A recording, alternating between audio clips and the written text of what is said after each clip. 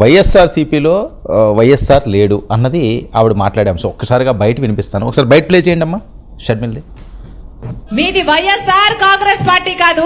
Why అంటే YV Subbareddy గారు, yes అంటే సాయిరెడ్డి గారు, ఆర్ అంటే రామకృష్ణ, సజ్జల రామకృష్ణ గారు. ఇలా తయారయ్యింది ఈ రోజు వైఎస్ఆర్ కాంగ్రెస్ పార్టీ. దీంట్లో వైఎస్ఆర్ గారు లేరు. ఇది జగన్ రెడ్డి పార్టీ, ఇది నియంత పార్టీ, ఇది ప్రజలను పట్టించుకోని పార్టీ, ప్రజా సమస్యలను పట్టించుకోని పార్టీ, ప్రజల ప్రయోజనాలను తాకట్టు పెట్టి బీజేపీకి బానిస అయిన పార్టీ. ముప్పేటి దాడి చేస్తున్నారు నా మీద, అన్ని వైపుల నుంచి దాడి చేస్తున్నారు నా మీద. నా సొంత వాళ్ళు అనుకొని 3800 కిలోమీటర్ల పాదయాత్ర చేశాను. నా బిడ్డలను, నా ఇంటిని పక్కన పెట్టి వైసీపీ పార్టీని ఒకప్పుడు నా భుజస్కంధాల మీద వేసుకొని నిలబెట్టాను. మనసు పెట్టి పనిచేశాను, నా రక్తం ధారపోసాను, నా చెమట ధారపోసాను. అదే వైసీపీ పార్టీ ఈ రోజు నా మీద దాడి చేస్తుంది. నా మీద ఎన్ని రకాలుగా దాడి చేసినా పర్వాలేదు. ఇక్కడ ఉన్నది రాజశేఖర రెడ్డి బిడ్డ. ఇక్కడ భయపడే వాళ్ళు ఎవ్వరూ లేరు. మీకు చేతనైంది చేసుకోండి. నేను రెడీ, మీరు రెడీయా? నేను రెడీ, మీరు రెడీయా? రైట్ సార్, ఇది షర్మిల గారు డైరెక్ట్ గా ఇచ్చిన అటాక్.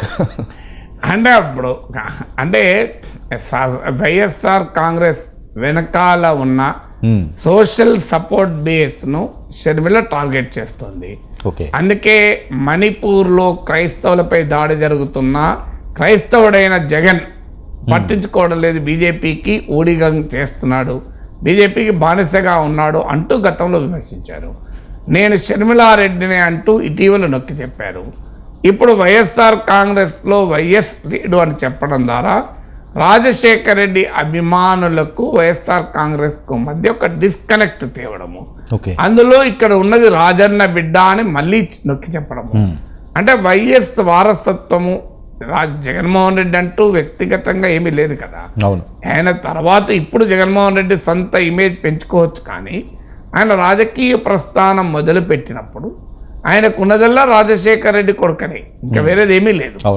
సో ఆయనకు no other contribution, no other role, no other history, కేవలం రాజశేఖర రెడ్డి కొడుకు. అందువల్ల రాజశేఖర రెడ్డి పట్ల అభిమానం, వైఎస్, ఆ రెండు పదాలే జగన్మోహన్ రెడ్డిని ఈ స్థాయికి నిలబెట్టాయి. తర్వాత రాజకీయాల్లో ఒక స్టేజ్ వచ్చాక సొంత బలము, సొంత ఇమేజ్ పెంచుకోవచ్చు, అది కాదని మనం అనలేము.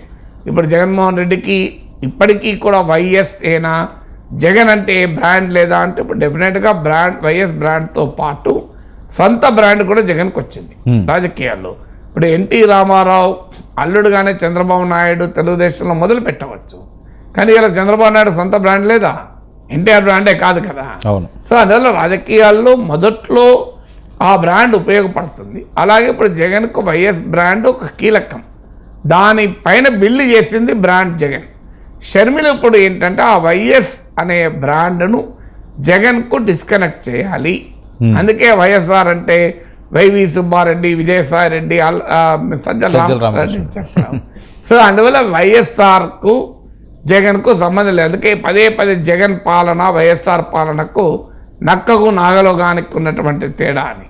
సో అందువల్ల రాజశేఖర రెడ్డి వారసత్వం తనది కూడా అని, అందుకే వైఎస్ఆర్ కాంగ్రెస్ పార్టీ విజయానికి 3800 కిలోమీటర్ల పాదయాత్ర చేశాను, తన చెమట రక్తం ధారపోసాన్ని కూడా చెప్పారు.